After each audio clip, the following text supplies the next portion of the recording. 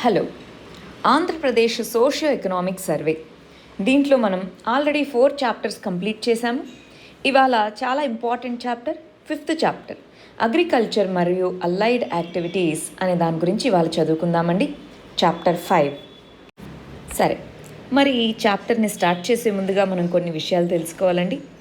ఒకటి వచ్చేటప్పటికి అసలు మనకి అగ్రికల్చర్ అనేటటువంటిది ఏ విధంగా, అగ్రికల్చర్ అలైడ్ సెక్టార్ అనేటటువంటి ఉందా, అది ఏ విధంగా యూజ్ చేసుకోవాలని మనం ఆల్రెడీ 4 చాప్టర్స్లో ఈచ్ చాప్టర్ నుంచి ఏది మెయిన్స్కి వస్తుంది, దేన్ని ప్రిలిమ్స్కి చదువుకోవాలి అని చూసుకుంటూనే వస్తున్నాం. ఈ పర్టికులర్ చాప్టర్ నుంచి మామూలుగా అయితే మిగిలిన 4 చాప్టర్స్లో పాయింట్స్ని అక్కడక్కడ మెయిన్స్లో యూజ్ చేసుకోవాలి, అది కదా మన అప్రోచ్ అన్నది. కానీ ఈ చాప్టర్లో స్పెసిఫిక్గా చెప్పాలంటే దాంట్లో ఉన్నటువంటి పాయింట్స్ని డైరెక్ట్గా మెయిన్స్లో ఆన్సర్ లాగా రాసేటటువంటి చాప్టర్ అన్నమాట అగ్రికల్చర్ అలైడ్ యాక్టివిటీస్ అన్నది. సో దీన్ని కనుక బాగా చదువుకోగలిగితే గ్రూప్ 1 మెయిన్స్లో ఒక క్వశ్చన్ రాయొచ్చు కంపల్సరీగా. ప్రిలిమ్స్కి సంబంధించి కొన్ని క్వశ్చన్స్ దీని నుంచి రావచ్చు అనమాట. ఎన్ని అని మనం స్పెసిఫిక్గా చెప్పలేము, బట్ ప్రిలిమ్స్ క్వశ్చన్స్ ఎలాగో ఆన్సర్ చేయగలము, మెయిన్స్లో కూడా మనం ఆన్సర్ చేసుకోగలిగేటటువంటి పరిస్థితి బాగుంటుంది మనం ఈ చాప్టర్ని డీటెయిల్డ్గా చదివితే. సరే, మరి స్టార్ట్ చేద్దామా? ఈ చాప్టర్లో ఫస్ట్ వచ్చేసి అసలు మన ఏపీ యొక్క అగ్రికల్చర్ సిచ్యువేషన్ ఎలా ఉంది ఏంటి అన్నది ఇక్కడ చూడాలండి. ఎకనామిక్ గ్రోత్ అన్నది బ్రాడ్ బేస్డ్గా ఉండాలంటే అన్ని సెక్టార్స్ డెవలప్ అవ్వాలి. మన ఏపీలో అగ్రికల్చర్ సెక్టార్ అన్నది మేజర్ సెక్టార్ అన్నమాట. ఇండియాలో కూడా ఎందుకు మేజర్ అని అంటూ ఉంటాం? అగ్రికల్చర్ సెక్టార్ ఇండియాలో జీడిపికి కాంట్రిబ్యూట్ చేసేది ఎంత? 14%. కానీ ఎంతమంది దీని మీద ఆధారపడి బ్రతుకుతున్నారు? ఆల్మోస్ట్ 49% వరకు పాపులేషన్ అగ్రికల్చర్ మీద ఆధారపడి ఉన్నారు. మన ఏపీలో 34%, కొంతమంది 32 అని కూడా చెప్తుంటారు, 34% జిఎస్డిపికి మన అగ్రికల్చర్ అనేది ఆధారం అన్నమాట. అందువల్ల దీనికి చాలా చాలా ఇంపార్టెంట్ సోర్స్ అని చెప్తుంటాం. దాంతోపాటు 60% పాపులేషన్కి ఇది ఆధారం, అగ్రికల్చర్ అనేదే ఆధారం అన్నమాట. అందువల్ల అది మనకి ఇంకా ఇంపార్టెంట్, అవునా? సరే, అగ్రికల్చర్కి సంబంధించిన దాంట్లో మరి మన అగ్రికల్చర్ని డబల్ చేయాలి, అగ్రికల్చరల్ గ్రోత్ రేట్ని డబల్ చేయాలి అన్నది గోల్ అన్నమాట. ఫార్మర్ యొక్క ఇన్కమ్ని డబల్ చేయాలి. కాకపోతే ఇప్పుడు మనకున్నటువంటి వరి ఏంటి? అగ్రికల్చర్ ల్యాండ్ హోల్డింగ్ అంటే ఏంటి? ఇన్ని ఎకరాలు, ఇంకొంత తక్కువ ఎకరాలు ల్యాండ్ అన్నది మన అగ్రికల్చర్ ల్యాండ్ హోల్డింగ్ అనేది మన ఏపీలో ఉంది. మాన్సూన్ మీద డిపెండెంట్ అవ్వడము, ఇరిగేషన్ సోర్సెస్ సరిగా లేకపోవడము, సాయిల్ న్యూట్రియంట్స్ సరిగా లేకపోవడము, మోడర్న్ టెక్నాలజీ సరిగా లేకపోవడము, ఫార్మల్ అగ్రికల్చరల్ క్రెడిట్ అవైలబుల్గా లేకపోవడము, ఫుడ్ గ్రెయిన్స్ ప్రొక్యూర్మెంట్ ప్రాపర్గా లేకపోవడము, ఫార్మర్స్కి రెమ్యునరేటివ్ ప్రైసెస్ లేకపోవడము, ఇవన్నీ కూడా అగ్రికల్చర్లో సంబంధించినటువంటి ప్రాబ్లమ్స్. ఫర్ ఎగ్జాంపుల్, ఏపీలో అగ్రికల్చర్ సిచ్యువేషన్ ఎలా ఉంది, ఫేస్ చేస్తున్నటువంటి ప్రాబ్లమ్స్ ఏంటి అని అడిగితే ఇక్కడున్న పాయింట్స్ని ఎలాబరేట్ చేసుకుంటే ఆన్సర్ రాసేయగలమా? చూడండి, వీటిని ఎలాబరేట్ చేసుకోగలిగితే ఆన్సర్ రాసేయగలము. నెక్స్ట్, అగ్రికల్చర్ ట్రాన్స్ఫర్మేటివ్ అప్రోచ్ అనేది ఫాలో అవుతున్నాము అని చెప్తున్నారనమాట. ట్రాన్స్ఫర్మేటివ్ అంటే ఏంటి? టెక్నికల్ నాలెడ్జ్ని వీటన్నిటిని ఉపయోగించుకొని అగ్రికల్చర్ సెక్టార్లో పురోగతి సాధించేందుకు గాను గవర్నమెంట్ అన్నది అన్ని విధాలుగాను చూడండి, ప్రొడక్టివిటీని పెంచడానికి, డ్రాట్స్ వీటిని తగ్గించి వాటర్ కన్జర్వేషన్ని పెంచుకోవడము, పోస్ట్ హార్వెస్ట్ మేనేజ్మెంట్ చేసుకోవడము, ప్రాసెసింగ్ ఇవన్నీ చేసుకోవడము, వీటన్నిటి ద్వారా అగ్రికల్చర్లో వాల్యూని యాడ్ చేయాలి, అగ్రికల్చర్లో ఇన్కమ్ని, ఫార్మర్స్ యొక్క ఇన్కమ్ని డబల్ చేయాలి అన్న ఉద్దేశం అన్నమాట మన గవర్నమెంట్ది. సరే, ఒకసారి ల్యాండ్ యూటిలైజేషన్ ఎలా ఉందో చూద్దామా? చాలా ఇంపార్టెంట్ అండి. దీని నుంచి ప్రిలిమ్స్ క్వశ్చన్స్ అడగచ్చు, డైరెక్ట్గా మెయిన్స్ అడగకపోవచ్చు, బట్ ప్రిలిమ్స్ ల్యాండ్ యూటిలైజేషన్ ఎలా ఉంది, నెట్ సోన్ ఏరియా ఎంత ఉంది అన్నది మనం ఇక్కడ చూస్తున్నాము. ఎన్ని లక్షల హెక్టేర్లు ఉంది, టోటల్ భూభాగంలో ఎంత ఆక్యుపై చేసుకుంటుంది అని, ఫారెస్ట్ ల్యాండ్ ఎంత ఉంది, ల్యాండ్ అనేది నాన్ అగ్రికల్చరల్ యూజ్కి ఎంత ఉంది, ఇవన్నీ మనం చూసుకుంటాము. మనం గుర్తుపెట్టుకోవాల్సినవి ఈ మూడు గుర్తుంటే చాలు. ఫారెస్ట్ రీజన్ చూస్తున్నారా? 22.63%, అప్రాక్సిమేట్గా 23% అన్నది మనకి ఫారెస్ట్ ల్యాండ్ అన్నది ఉంది, రైట్? 37% అన్నది నెట్ జోన్ ఏరియా ఉంది. నాన్ అగ్రికల్చరల్ పర్పసెస్ అంటే ఇప్పుడు మనం హౌసెస్ బిల్డ్ చేసుకున్నవి అవంతా కూడా 12%గా ఉందన్నమాట. సో ఈ 3 నంబర్స్ గుర్తుపెట్టుకోవాలి, ఇవి గుర్తుపెట్టుకోకపోయినా ఇబ్బంది ఏం లేదు. నెక్స్ట్, సరే, ల్యాండ్ యూటిలైజేషన్ దీన్ని మనం ఒకవేళ పై చార్ట్ రూపంలో చూస్తే ఇక్కడ గమనించండి, దీన్ని ఇందాక మనం చదువుకున్నదే పై చార్ట్ రూపంలో ఇక్కడ చూపిస్తున్నారనమాట. ఫారెస్ట్ రీజన్ అనేది ఎంత ఉంది, ల్యాండ్ అన్నది నాన్ అగ్రికల్చరల్ యూజెస్కి ఎంత యూటిలైజ్ చేస్తున్నాము, సో ఇవన్నీ కూడా ఇక్కడ మనకు చెప్తున్నటువంటివి. ఇక్కడ మీరు గమనిస్తే ఈ పై చార్ట్లో మిస్టేక్ ఉంది, గమనిస్తున్నారు కదా. ఇక్కడ 60% ఉండడము, సో ఇవన్నీ ఎలా పాసిబుల్ అవుతాయి చూడాలి మనకి కదా. మామూలుగా 100% అన్నప్పుడు ఇక్కడే 36 ఉంటే ఇక్కడ 60, ఇక్కడ 14, ఇవన్నీ కొంచెం మిస్టేక్ ఉందని ఇందాక టేబుల్ ఉంది చూసారు, ఆ టేబుల్లో చూస్తే సరిపోతుంది. నెక్స్ట్ సాయిల్ టైప్స్ ఏంటి, ఎన్ని రకాల సాయిల్స్ అన్నవి మన ఏపీలో ఉన్నాయి. దీన్ని మనం జాగ్రఫీలో వాడుకోవచ్చా అండి? రైట్, జాగ్రఫీలో వాడుకోవచ్చు అనమాట. వేరియస్ సాయిల్ టైప్స్ అనేవి ఉన్నాయి. క్లైమేట్, ఆల్టిట్యూడ్ మరియు బెడ్ రాక్, వీటన్నిటిని బేస్ చేసుకొని మనకి వేరియస్ టైప్స్ ఆఫ్ సాయిల్స్ అనేవి ఉన్నాయి. దీన్ని బేస్ చేసుకొని సాయిల్స్, ఇక్కడున్న క్లైమేట్ని బేస్ చేసుకొని మన ఏపీలో ఆగ్రో క్లైమేటిక్ జోన్స్, అంటే క్లైమేట్ని బేస్ చేసుకొని అగ్రికల్చరల్ జోన్స్ని మనం 6 జోన్స్గా డివైడ్ చేస్తాము. Very very important prelims point of వ్యూలో. మెయిన్స్లో కూడా ఆగ్రో క్లైమేటిక్ జోన్స్ ఏమున్నాయి, ఈ ఆగ్రో క్లైమేటిక్ జోన్స్ని బేస్ చేసుకొని ఇక్కడ ఏ ఏ క్రాప్స్ పండిస్తారు అని జాగ్రఫీలో అడగచ్చా? మీరు గమనించాలండి, ఈ చాప్టర్ అటు జాగ్రఫీ ఇటు ఎకానమీ రెండిటికీ కూడా ఇంపార్టెంట్ అనమాట. సో ఏమేమి ఉన్నాయి అన్నది మనకి ప్రిలిమ్స్ పాయింట్ ఆఫ్ వ్యూలో అయితే, మెయిన్స్ పాయింట్ ఆఫ్ వ్యూలో అక్కడ ఏమేమి పండుతాయి అన్నది అడగచ్చు కదా. సో అందువల్ల మనం ఇది చూసుకుంటామన్నమాట. నెక్స్ట్ వచ్చేయండి, ల్యాండ్ హోల్డింగ్స్ గురించి ఇందాకే చూసాము. దీంట్లో చాలా ఉందండి, క్విక్గా మనము కంప్లీట్ చేసేసుకొని వెళ్ళిపోవాలి చాప్టర్ అన్నది. సో రెయిన్ఫాల్ అన్నది మనం ఏ విధంగా రిసీవ్ చేసుకుంటామో చూడండి. మనకి ఏ సీజన్లో ఎక్కువ రెయిన్ఫాల్ వస్తుంది మన ఏపీకి? సౌత్ వెస్ట్ మాన్సూన్, ఆ తర్వాత నార్త్ ఈస్ట్ మాన్సూన్. గమనిస్తున్నారు కదా, సౌత్ వెస్ట్ మాన్సూన్, ఆ తర్వాత నార్త్ ఈస్ట్ మాన్సూన్ అనమాట. గత 2 సంవత్సరాల్లో చూస్తే మనకి డెఫిషియన్సీ మైనస్లో ఉంది. మైనస్ అంటే డెఫిషియెంట్గా ఉంది. లాస్ట్ ఇయర్ కొంచెమైనా పర్లేదు, -7 అంటే అది తక్కువే కాబట్టి పర్వాలేదు, వర్షాలు బాగానే కురిసాయని చెప్తున్నామన్నమాట. సరే, మరి ఇక్కడ ఒకసారి గమనించండి, ఫుడ్ గ్రెయిన్స్ ఎన్ని లక్షల హెక్టేర్స్లో వేస్తున్నాము, మన ఏపీలో ఫుడ్ గ్రెయిన్స్ అనేవి ఎన్ని లక్షల హెక్టేర్లో పండిస్తున్నాము అన్నది చూస్తే లాస్ట్ ఫ్యూ ఇయర్స్లో ఎలా ఉంది అన్నది ఇక్కడ టేబుల్లో ఇచ్చారు. ఆ టేబుల్ ఒక్కసారి మనం చూసుకుంటాము, ఎన్ని లక్షల హెక్టేర్లు పండించారు అని చెప్పేసి. Next cropping intensity. Cropping intensity అంటే ఏంటి? ఒక పర్టికులర్ ప్రాంతంలో ఎంత క్రాప్ అనేది పండించడం జరిగింది, దాన్ని మనము gross cropped area by net cropped area అని అంటామన్నమాట. గ్రాస్ క్రాప్డ్ ఏరియా అని అంటే ఏంటి? ఓవరాల్గా ఎంత ల్యాండ్ అన్నది క్రాపింగ్ కిందికి వస్తుంది ప్రతి సంవత్సరం, ఈ ఇయర్ ఎంత ల్యాండ్ అనేది క్రాపింగ్ కిందికి వచ్చింది, నెట్ క్రాప్డ్ ఏరియా. సో దాన్ని మనము క్రాపింగ్ ఇంటెన్సిటీ అంటాము. అది తగ్గిందా పెరిగిందా? మార్జినల్గా తగ్గింది, క్రాపింగ్ ఇంటెన్సిటీ అనేది తగ్గింది అని చెప్తున్నారనమాట. జస్ట్ ఒక పాయింట్గా గుర్తుపెట్టుకోండి. ఈ నంబర్స్ ఇక్కడ ఇవేం గుర్తుపెట్టుకోవాల్సిన అవసరం లేదనమాట. సో ఇక్కడంతా ఖరీఫ్ సీజన్లో ఎంత పడింది, రబీ సీజన్లో ఎంత పడింది అది గుర్తుంచుకోలేము కాబట్టి దాన్ని పక్కన పెట్టేద్దాం. ఇది చూడండి, వేరియస్ ఇంపార్టెంట్ స్ట్రాటజీస్ ఏమేమి ఫాలో అయ్యాము అన్నది చాలా ఇంపార్టెంట్. దీన్ని మెయిన్స్లో 10 మార్క్ క్వశ్చన్గా అడగచ్చు, గమనించాలి. వేరియస్ స్ట్రాటజిక్ ఇనిషియేటివ్స్ అనేది తీసుకోవడం ద్వారా అగ్రికల్చర్ సెక్టార్లో మనం పురోగతిని సాధిస్తున్నాము.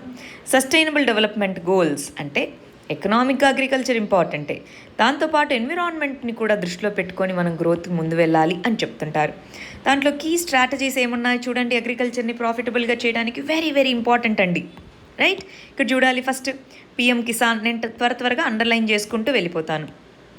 పిఎం కిసాన్ అనేటటువంటిది ఒక స్కీము. దాంట్లో ఫార్మర్స్కి 13,500 రూపాయలు పర్ ఇయర్కి ఇన్కమ్ సపోర్ట్గా అందించడము. ఇంకా చూడండి, టెనెంట్ ఫార్మర్స్ ఎవరైతే ఉన్నారో వాళ్ళని కూడా నవరత్నాలు అనేటటువంటి స్కీమ్స్కి ఎలిజిబుల్ చేయడము. ఇంకా ఇంట్రెస్ట్ ఫ్రీ క్రాప్ లోన్స్ అందించడము. ఫ్రీ క్రాప్ ఇన్సూరెన్స్ అనేది నోటిఫైడ్ క్రాప్స్ అంటే నోటిఫైడ్ క్రాప్స్ వాటన్నిటికీ ఇవ్వడము. నెక్స్ట్, ఎవరైతే ఫార్మర్స్, టెనెంట్ ఫార్మర్స్ కానీ ఎవరైనా సూసైడ్ చేసుకుంటే వాళ్ళకి ఎక్స్గ్రేషియా అనేది కల్పించడము. ఆంధ్రప్రదేశ్ స్టేట్ అగ్రికల్చరల్ మిషన్ అనే దాన్ని ఒక అడ్వైజరీ బాడీని దాన్ని తీసుకొని రావడము. ఇంకా గమనించాలి, వైఎస్ఆర్ పొలం బడి అని ఉంది చూసారా, వైఎస్ఆర్ పొలం బడి అనే దాన్ని అరేంజ్ చేయడము. వైఎస్ఆర్ అగ్రి టెస్టింగ్ ల్యాబ్స్ తీసుకొని రావడము. వైఎస్ఆర్ రైతు బంధు కేంద్రాలు వీటిని స్టార్ట్ చేయడము. మిల్లెట్స్ అంటే ఏంటి? రాగులు, సొద్దులు ఉంటాయి, వాటిని ఇంప్రూవ్ చేయడము, అవి పెరిగేదానికి అవకాశం ఎక్కువ ఉంది కాబట్టి. సాయిల్ హెల్త్ కార్డ్స్ని పెంచడము.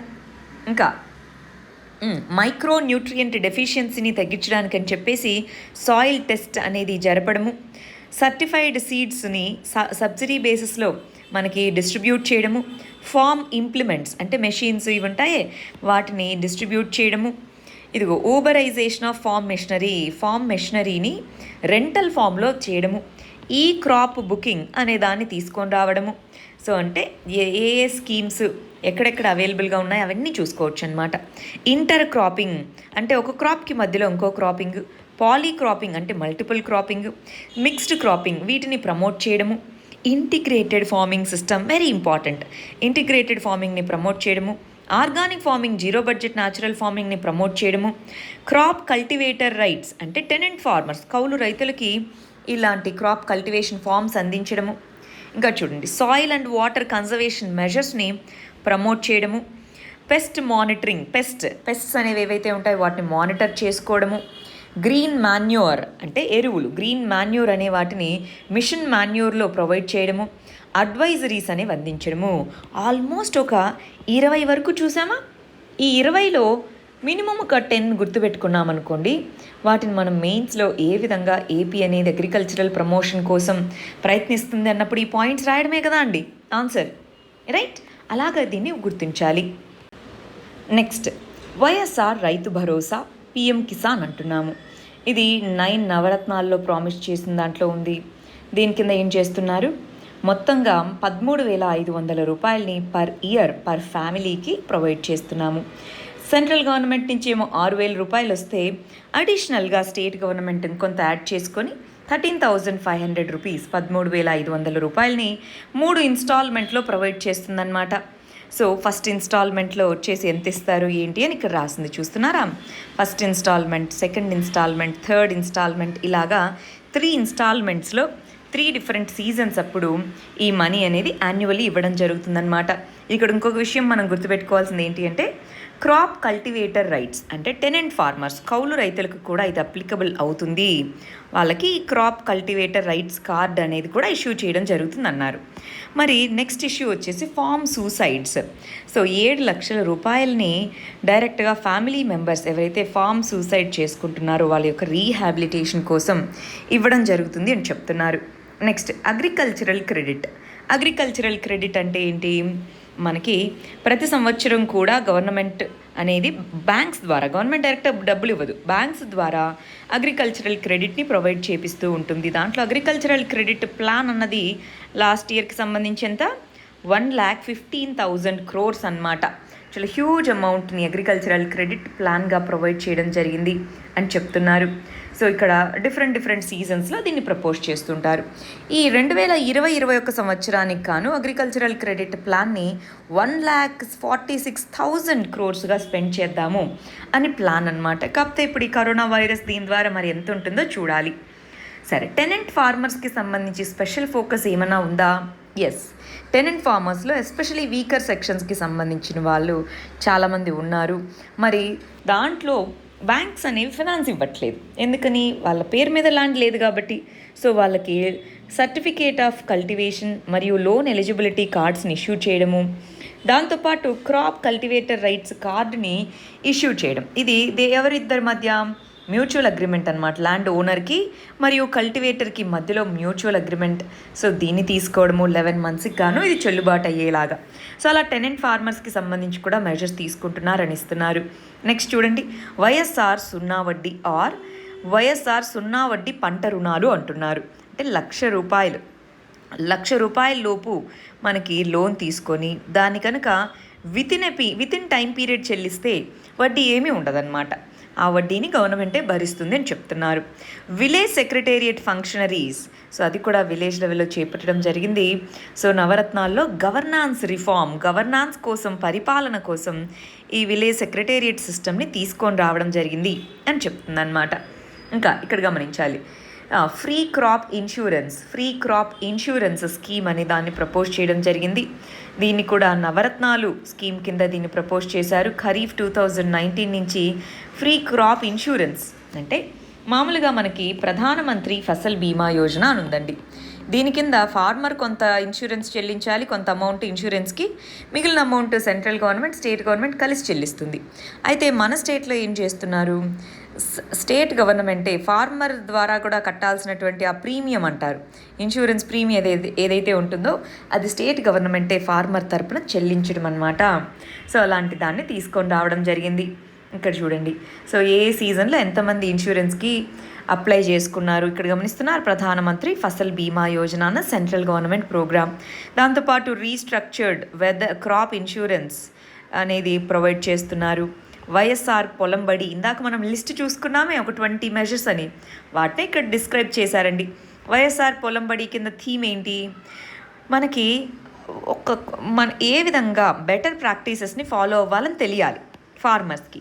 అందుకోసం ఇంటిగ్రేటెడ్ క్రాప్ మేనేజ్మెంట్ ఇవన్నీ ఉండాలి అని చెప్పేసి రెగ్యులర్ బేసిస్లో అక్కడ అసలు ఎటువంటి సిస్టమ్స్ ఉన్నాయి ఏంటి అని చెప్పేసి ఎక్స్టెన్షన్ ఫెసిలిటీస్ ప్రొవైడ్ చేయడం అన్నమాట. దాన్నే మనము పొలం బడి, వైఎస్ఆర్ పొలం బడి అని పిలుస్తున్నాం. నెక్స్ట్ చూడండి, సాయిల్ టెస్ట్ చేసిన తర్వాత సాయిల్ హెల్త్ కార్డ్స్ అనే వాటిని ప్రొవైడ్ చేయడం అన్నమాట. సాయిల్ శాంపిల్స్ టెస్టింగ్ చేసుకున్న తర్వాత ఇది ప్రొవైడ్ చేస్తున్నారు. ఇదిగోండి 16 district level soil testing labs, 1 regional level testing labs ఇవన్నీ ఇక్కడ ఉన్నాయి అని చెప్తున్నారు. సాయిల్ హెల్త్ కార్డ్స్ స్కీమ్ అన్నటువంటిది మనకి ఆల్రెడీ ఇంప్లిమెంట్ చేస్తూ ఉన్నారు. ఎంతెంత సాయిల్ హెల్త్ కార్డ్స్ ఇష్యూ చేశారని చెప్తున్నారు. సో నంబర్స్ ఏం గుర్తుపెట్టుకోవాల్సిన అక్కర్లేదు, సాయిల్ హెల్త్ కార్డ్ స్కీమ్ అంటే ఏంటో గుర్తుపెట్టుకుంటాం. Next, integrated nutrient management scheme, very very important. Integrated nutrient management scheme అంటామన్నమాట. దీని కింద ఏంటి, ఇదిగోండి నైట్రోజన్, ఫాస్ఫరస్ ఫర్టిలైజర్స్ వీటన్నిటి మీద సబ్సిడీస్ ఇవ్వడము, వాటిని ఎలా మేనేజ్ చేసుకోవాలి వాటిని ఈ పర్టికులర్ స్కీమ్ కింద చెప్పడం జరిగిందని చెప్తున్నారు. దీంట్లో కూడా soil test results, soil testing అదంతా కూడా ఆధార్ కార్డులో లింక్ చేసి ఉంటుందన్నమాట. నెక్స్ట్, సబ్సిడీ సీడ్స్ని సబ్సిడీస్తో లింక్ చేయడము. సీడ్ విలేజ్ ప్రోగ్రామ్ ఇంపార్టెంట్ అండి. ఇది సీడ్ విలేజ్ ప్రోగ్రామ్ అనేది ప్రిలిమ్స్ పాయింట్ ఆఫ్ వ్యూలో ఇంపార్టెంట్. సీడ్ విలేజ్ ప్రోగ్రామ్ అంటే ఏంటి, ఆ విలేజ్లో క్వాలిటీ సీడ్స్ పండిస్తే దాన్ని సర్టిఫై చేసి మిగిలిన ప్లేస్లో వాళ్ళు అమ్ముకోవచ్చు అనమాట. సో అలాంటి వాటిని సీడ్ విలేజెస్ లాగా వాటిని డిజైన్ చేయడం జరిగింది అని చెప్తున్నారు. సో అసలు ఏ విధంగా సబ్సిడీ ఇస్తారు, ఫార్మర్స్కి ట్రైనింగ్ ఇవ్వాలి క్వాలిటీ సీడ్స్ ప్రొడ్యూస్ చేయాలంటే కదా. సో అవన్నీ కూడా గవర్నమెంట్ అనేది సబ్సిడీ ఇచ్చి మరీ ట్రైనింగ్ చేసుకుంటుంది.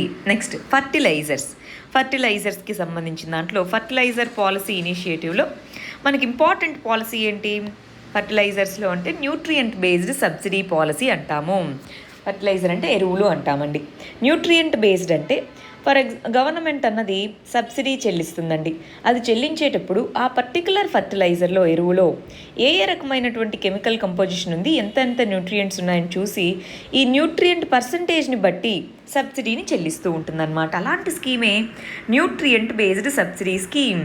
దీని కింద మన ఏపీలో ఈ ఇయర్కి గాను మనము NPKS అనేటటువంటి 3 types, nitrogen, phosphate, potash, sulphur, ఈ 4 రకాలైనటువంటి ఈ న్యూట్రియంట్స్ని బేస్ చేసుకొని సబ్సిడీస్ అనేవి కల్పిస్తున్నామన్నమాట. చూడండి పర్ కేజీకి ఎంత ప్రొవైడ్ చేస్తారు అన్నట్టుగా. సో ఫర్టిలైజర్ కన్జంప్షన్ ఎలా ఉంది మన ఏపీలో, ఫర్టిలైజర్స్ యొక్క యూజ్ ఎలా ఉంది, ఆల్మోస్ట్ పెద్దగా మనకేమి 1,00,000 మెట్రిక్ టన్స్, LMT అంటే 1,00,000 మెట్రిక్ టన్స్ అనమాట. 1,00,000 మెట్రిక్ టన్స్లో చూసుకుంటే స్టడీగా అలానే ఉంది, అలా మరీ డ్రాస్టిక్గా పెరగట్లేదు తగ్గట్లేదు అనమాట. నెక్స్ట్, పెస్టిసైడ్స్కి సంబంధించి ఇంటిగ్రేటెడ్ పెస్ట్ మేనేజ్మెంట్ అని అంటాము. అంటే కెమికల్ పెస్టిసైడ్స్ ప్లేస్లో మనకి ఆర్గానిక్ వాడడము, బయో పెస్టిసైడ్స్ని, క్రాపింగ్ ప్యాటర్న్స్ని చేంజ్ చేసుకోవడం, జీరో బడ్జెట్ న్యాచురల్ ఫార్మింగ్ని దీని వైపుగా వెళ్ళడం, వీటి ద్వారా కన్సంప్షన్ ఆఫ్ పెస్టిసైడ్స్ని తగ్గించడం జరిగింది అంటున్నారు. చూడండి ఇక్కడ గమనిస్తే మనము కన్సంప్షన్ ఆఫ్ ద పెస్టిసైడ్స్ అన్నది ఇదిగో 4050 మిలియన్ టన్స్ నుంచి 2014-15లో ఇప్పుడు 1887 మెట్రిక్ టన్స్కి తగ్గింది కన్జంప్షన్. ఎందుకంటే ఇలాంటి ఇంటిగ్రేటెడ్ పెస్ట్ మేనేజ్మెంట్ ప్రాక్టీసెస్ని మనం వాడుతున్నాం కాబట్టి. నెక్స్ట్, 2021కి సంబంధించి ఏ స్ట్రాటజీస్ అన్నవి అడాప్ట్ చేసుకోబోతున్నారు అంటే ఇదిగోండి సీడ్స్, మైక్రో న్యూట్రియంట్స్, పెస్టిసైడ్స్ వాటన్నిటినీ ఉపయోగించుకొని హయ్యర్ ఈల్డ్ వచ్చేదానికోసం ప్రయత్నిస్తున్నాం అన్నమాట. నెక్స్ట్, డ్రాట్ ప్రూఫింగ్ మెజర్స్ అంటే డ్రాట్ని తగ్గించాలి, మనది కరువు జిల్లాలు చాలా ఉన్నాయి మన ఏపీలో. ఆంధ్రప్రదేశ్ డ్రాట్ మిటిగేషన్ ప్రాజెక్ట్ అనేది తీసుకొని రావడం జరిగింది. దీని యొక్క ఇంపార్టెన్స్ ఏంటి అంటే అక్కడ ఉన్నటువంటి ఫ్యామిలీస్కి డ్రాట్ రెసిలియన్స్ తీసుకొని రావడము. చాలా గ్రామ పంచాయత్లో మనకి డ్రాట్ ఉన్నవి. సో వాటిని గుర్తించి వాటిలో ఏమేమి ప్రాజెక్ట్స్ తీసుకొని వచ్చారో చూడండి. 3 మేజర్ ప్రాజెక్ట్స్ని తీసుకొని వచ్చారు. ఒకటి climate resilient production system, drought proofing చేయడము, వీటన్నిటితోనూ మేనేజ్మెంట్ అంటే ఏ విధంగా డ్రాట్ వచ్చినా మేనేజ్ చేసుకోవాలి. ఈ 3 స్ట్రాటజీస్ని మనము ఆంధ్రప్రదేశ్ డ్రాట్ మిటిగేషన్ ప్రాజెక్ట్ అన్న దాని కింద ఇంప్లిమెంట్ చేస్తున్నామన్నమాట. సో నెక్స్ట్ ఇక్కడ చూడండి, నవధాన్య అన్నటువంటి స్కీమ్ ఉంది. ఇది కూడా ఇంపార్టెంట్. నవధాన్య అంటే ఏంటి? పాలీక్రాపింగ్ అంటున్నాము. పాలీక్రాపింగ్ అంటే ఏంటి? ఇది ఒక ట్రెడిషనల్ మల్టీ క్రాపింగ్ సిస్టమ్ అన్నమాట. డ్రై ల్యాండ్లో క్లైమేట్ చేంజ్ని అడ్డుకునేలాగా, అంటే ఒకే ప్లేస్లో రకరకాలైనటువంటి క్రాప్స్ని పండించడము, దాన్ని మనం నవధాన్య లేదా పాలీక్రాపింగ్ అని అంటున్నాము. అది చాలా ఇంపార్టెంట్. డ్రాట్ ప్రూఫింగ్ కోసం మనం దాన్ని వాడతామన్నమాట. నెక్స్ట్ గమనించాలి, custom hiring centres. Very very important. Custom hiring centres అంటే ఏంటి? ప్రతి ఒక్కళ్ళు ట్రాక్టర్ ఇవి కొనుక్కోలేరు కదా, సో హైర్ చేసుకోవచ్చు. టైం ఇన్ అవర్స్ దీన్ని బేస్ చేసుకొని కస్టమ్ హైరింగ్ సెంటర్స్ అనే వాటిని ఎస్టాబ్లిష్ చేయడం జరిగింది. ఫార్మర్ ప్రొడ్యూసర్ ఆర్గనైజేషన్స్ అంటే ఫార్మర్స్ కోఆపరేటివ్స్గా ఫామ్ అయ్యేందుకోసం ఫార్మర్ ప్రొడ్యూసర్ ఆర్గనైజేషన్స్ అనే వాటిని తీసుకొని రావడం జరిగిందనమాట. నెక్స్ట్ చూడండి, national mission for sustainable agriculture. దీంట్లో ఎస్పెషల్గా rain fed area development. Rain fed area అంటే ఇరిగేషన్ సస్టైనబుల్గా లేదు, అలాంటి వాటిలో ఏ విధంగా ఇంటిగ్రేటెడ్ ఫార్మింగ్ స్ట్రాటజీస్ తీసుకొని రావాలి అన్న దానికోసం national mission for sustainable agriculture అనే దాన్ని తీసుకొని రావడం జరిగింది. ఇది ఒక నేషనల్ ప్రోగ్రామ్ అండి. మనకి national action plan on climate change అనేది ఉంది. దాని కిందే ఈ national mission for sustainable agriculture అనేది ఉందన్నమాట. నెక్స్ట్, ప్రధానమంత్రి కృషి సించాయి యోజన. ఇదేంటి? ఇరిగేషన్, సాగునీటి కోసం ఈ స్కీమ్ అనేది సెంట్రల్ గవర్నమెంట్ స్కీమ్. దాన్ని మన వాళ్ళు ఇంప్లిమెంట్ చేస్తున్నారు అని చెప్తున్నారనమాట. ఫార్మ్ మెకనైజేషన్ అంటే వీటిని వాడుకోవడం ఫార్మ్ మెకనైజేషన్ అని అంటాము. రాష్ట్రీయ కృషి వికాస్ యోజన అనేటటువంటిది ఏదైతే ఉందో అది గవర్నమెంట్ ఆఫ్ ఇండియా యొక్క ఇనిషియేటివ్ అనమాట. దీన్ని చూడండి, రాఫ్తార్ అంటున్నారు. రాఫ్తార్ అంటే Rashtriya Krishi Vikas Yojana remunerative approach for agriculture allied sector అనే దాన్ని తీసుకొని రావడం జరిగింది. సో దాని కింద ఏం చేస్తారు? సెంట్రల్ గవర్నమెంట్, స్టేట్ గవర్నమెంట్ కలిసి అగ్రికల్చర్ సెక్టార్కి సంబంధించిన డెవలప్మెంట్ కోసం పనిచేస్తాయన్నమాట. సో రాష్ట్రీయ కృషి వికాస్ యోజన, రైతు భరోసా కేంద్రాస్. ఈ రైతు భరోసా కేంద్రాలు అవన్నీ కూడా రాష్ట్రీయ కృషి వికాస్ యోజన అనేటటువంటి మన సెంట్రల్ గవర్నమెంట్ స్కీమ్ కిందే ఇంప్లిమెంట్ చేయడం జరుగుతుంది. గమనించాలి, స్టేట్ మాత్రమే చేయట్లా, మనకి ఇవి కూడా ఇంప్లిమెంట్ చేస్తున్నాయి. సో రైతు భరోసా కేంద్రాలు, పొలం బడి, ఇవన్నీ కూడా మనకి రాష్ట్రీయ కృషి వికాస్ యోజన కింద సెంటర్ మరియు స్టేట్స్ షేర్ చేసుకొని మనీ తీసుకొని వచ్చినటువంటి ఇనిషియేటివ్స్ అన్నమాట. నెక్స్ట్ చూడండి, very very important, national food security mission. National food security mission అంటే ఫుడ్ ప్రొడక్షన్ని పెంచేందుకోసం తీసుకొని వచ్చిన మిషన్ అనమాట. దీన్ని 2007లో లాంచ్ చేయడం జరిగింది. అప్పుడున్నటువంటి ఎన్డీసీ యొక్క రికమెండేషన్ ప్రకారం. దీని ప్రకారం ఏంటి? ఫుడ్ గ్రెయిన్ ప్రొడక్షన్ని పెంచాలి, సాయిల్ ఫర్టిలిటీని పెంచాలి, ఫార్మ్ లెవెల్ ఎకానమీని పెంచాలి. ఇవి 3 నేషనల్ ఫుడ్ సెక్యూరిటీ మిషన్ కింద ఉన్న objectives. National food security act వేరండి, ఇది నేషనల్ ఫుడ్ సెక్యూరిటీ మిషన్ 2007లో దీన్ని తీసుకొని రావడం జరిగింది. దాని ప్రకారం మరి ఎంత అలకేట్ చేస్తున్నారు? 2020లో మన క్రాప్ దీని ఎంత అలకేషన్ ఉంది అని చెప్తున్నారు. ఇదేం గుర్తుపెట్టుకోవాల్సిన అక్కర్లేదు, బట్ నేషనల్ ఫుడ్ సెక్యూరిటీ ఏంటో చూడాలి. దీంట్లో ఫండింగ్ ప్యాటర్న్ అన్నది 60:40, అంటే సెంటర్ అనేది 60% ప్రొవైడ్ చేస్తే స్టేట్స్ అనేవి 40% కాంట్రిబ్యూట్ చేసుకుంటాయన్నమాట. నెక్స్ట్ చూడండి, ఆత్మ అగ్రికల్చర్ టెక్నాలజీ మేనేజ్మెంట్ ఏజెన్సీ అనే దాన్ని తీసుకొని రావడం జరిగింది. దీని కింద ఏంటి? ఈ అగ్రికల్చరల్ సైంటిస్టులు వాళ్ళు చెప్పేటటువంటి ఇవన్నీ కూడా ఫార్మర్స్కి రీచ్ అయ్యే దానికోసం దీన్ని తీసుకొని రావడం జరిగిందనమాట. దీని కింద ఎఫిషియెంట్ రీసెర్చ్ ఇవంతా ఏవైతే ఉంటాయో అవి ఫార్మర్స్ని రీచ్ అవ్వాలి, దానికోసం ఆత్మ అనే దాన్ని తీసుకొని వచ్చారు. ఇక్కడ చూడండి ఏవేమైనటువంటి అడ్వాంటేజెస్ ఉంటాయో ఇక్కడ మెన్షన్ చేశారు. ఇక్కడ ఇంకొక విషయం అండి, మనం లైన్ టు లైన్ చదవట్లేదు. ఎస్పెషల్గా ఈ పెద్ద చాప్టర్స్లో లైన్ టు లైన్ చదవడం మనకు కుదరదు. సో నేను మీకు ఇక్కడ ఇవి ఇంపార్టెంట్ అలాగా మీకు నోటిఫై చేస్తూ ఉంటాను. మీరు ఒక్కసారి వాటిని మళ్ళీ కూర్చొని చదువుకోవాలండి. రైట్. మళ్ళీ కూర్చొని మీరు చదువుకోగలగాలి, అప్పుడు మాత్రమే మనకది యూజ్ అవుతుంది. సరే, నెక్స్ట్ చూద్దాం ఏమేమి ఉన్నాయి దీంట్లో ఇంకా. నెక్స్ట్ వచ్చేటప్పటికి ఇదిగోండి, ఎక్స్టర్నలీ ఎయిడెడ్ ప్రాజెక్ట్స్. అగ్రికల్చర్కి సంబంధించి ఎక్స్టర్నలీ ఎయిడెడ్ ప్రాజెక్ట్స్ అంటే ఏంటి? మన దేశంలో కాకుండా రిమైనింగ్ ఫైనాన్షియల్ ఏజెన్సీస్ ఏమైనా మనకి ఫండింగ్ చేస్తున్నాయా అని చెప్పేసి. దాంట్లో ఆంధ్రప్రదేశ్ ఇంటిగ్రేటెడ్ ఇరిగేషన్ మరియు అగ్రికల్చరల్ ట్రాన్స్ఫర్మేషన్ ప్రాజెక్ట్ అన్నమాట. ఈ ప్రాజెక్ట్ అనే దానికి సంబంధించి వరల్డ్ బ్యాంక్ అన్నది 340 కోట్ల ఫండింగ్తో దీన్ని మొదలుపెట్టడం జరిగింది ఇరిగేషన్ కోసం అని చెప్తున్నారు. దీంట్లో 4 ఇంపార్టెంట్ పిల్లర్స్ అనేవి ఉన్నాయి. అదొకటేంటి? ఇరిగేషన్ ఎఫిషియన్సీని పెంచడము, సస్టైనబుల్ ఇరిగేషన్తో అగ్రికల్చరల్ ప్రాక్టీసెస్ని తీసుకొని రావడము, climate friendly agro business promotion చేయడము, ప్రాజెక్ట్ మేనేజ్మెంట్ కెపాసిటీ బిల్డింగ్ని పెంచడము. దీన్ని సింపుల్గా చెప్పాలంటే ప్రిలిమ్స్ పాయింట్ ఆఫ్ వ్యూలో ఇలా అడుగుతుంటారు. Andhra Pradesh integrated irrigation and agricultural transformation ప్రాజెక్ట్ని ఎవరు తీసుకొచ్చారు? ఏపీతో పాటు మన వరల్డ్ బ్యాంక్ ఫండింగ్తో. తర్వాత చూడండి, జపనీస్ ఇంటర్నేషనల్ కోఆపరేషన్ ఏజెన్సీ. దీని కింద మనకి Andhra Pradesh irrigation and livelihood project అనే దాని యొక్క ఫేజ్ 2ని జపనీస్ ఇంటర్నేషనల్ కోఆపరేటింగ్ ఏజెన్సీ అనే దాని యొక్క అసిస్టెన్స్తో చేపడుతున్నాము. అంటే అక్కడ గవర్నమెంట్ ఆఫ్ ఇండియా లేదు అని కాదు, గవర్నమెంట్ ఆఫ్ ఇండియా ఉంటుంది, కానీ ఇంప్లిమెంట్ చేసేది దాంతో కలిసి మన స్టేట్ ఆఫ్ ఆంధ్రప్రదేశ్ అన్నమాట. ఇది వచ్చేసి లోకల్ ఏరియాలో అగ్రికల్చరల్ మార్కెటింగ్ వీటన్నిటిని పెంచడం కోసం. ఇక్కడ చూడండి చెప్తున్నారు కదా ఆబ్జెక్టివ్స్. ఫార్మర్ ప్రొడ్యూసర్ ఆర్గనైజేషన్స్ని ప్రమోట్ చేయడము, ఎక్స్టెన్షన్ సర్వీసెస్ని ప్రమోట్ చేయడము, ఇవన్నీ కూడా ఆ ఎక్స్టర్నల్ ప్రాజెక్ట్ కింద పనిచేస్తుంది. అవి 2 ఎక్స్టర్నల్లీ ఎయిడెడ్ ప్రాజెక్ట్స్ అండి. అది కాకుండా చాలా ఇంపార్టెంట్ వచ్చేసి మనకి zero budget natural farming programme. దీన్ని మెయిన్స్ క్వశ్చన్లో అడగచ్చు, ప్రిలిమ్స్ క్వశ్చన్లో అడగచ్చు. ఎక్కడా కూడా మనకి మంచి సోర్స్ లేదు, ఈ సర్వే తప్ప మిగిలిన చోట్ల మనకు మంచిగా కనిపించట్లేదు. దీంట్లో చాలా నీట్గా డీటెయిల్గా ఇచ్చారు చూడండి. అసలు ఇక్కడ జీరో బడ్జెట్ న్యాచురల్ ఫార్మింగ్ అంటే ఏంటో ఇక్కడ ఇవ్వడం జరిగింది. అంటే ఎన్విరాన్మెంట్కి నష్టం కలిగించకుండా చూడడం అన్నమాట. ఇదొక సొల్యూషన్, ఇప్పుడున్నటువంటి పరిస్థితుల్లో అగ్రికల్చరల్ సొల్యూషన్ అని చెప్తున్నారు. మరి ఇక్కడ గమనించాలి, దీంట్లో ఉండేటటువంటి 4 ఫండమెంటల్ లేదా కోర్ ప్రిన్సిపల్స్ ఏంటి అన్నది ఇక్కడ చెప్తున్నారు. జీరో బడ్జెట్ న్యాచురల్ ఫార్మింగ్లో బీజామృతం, జీవామృతం, మల్చింగ్ మరియు వాపస అనేటటువంటి 4 ఫండమెంటల్ పిల్లర్స్ అని చెప్తున్నారనమాట. ఇక్కడ ఇంగ్రీడియంట్స్ అనేవి మనకి లోకల్గా దొరికేటటువంటి వాటినే వాడతారు, దానివల్ల కాస్ట్ ఎఫెక్టివ్గా ఉంటుంది కదా.